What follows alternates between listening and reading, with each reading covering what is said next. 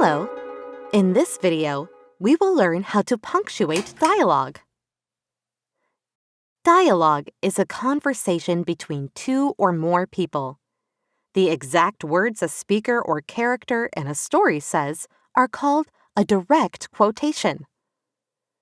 Let's take a closer look at punctuating the dialogue in a conversation about baseball.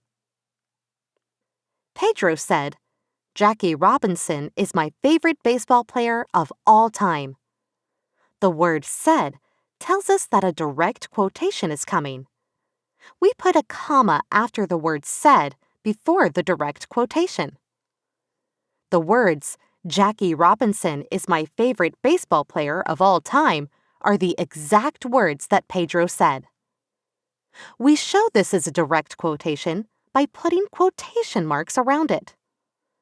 Quotation marks always come in pairs, before what was said and after it. Let's read on. "I love Jackie Robinson too!" exclaimed Walt. Walt is excited, so we write an exclamation point instead of a comma after his quotation. Then we put quotation marks at the beginning and end of what Walt said. Zoe asks a question.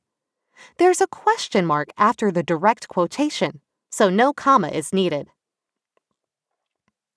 Zoe's exact words are in quotation marks. This dialogue is a little trickier.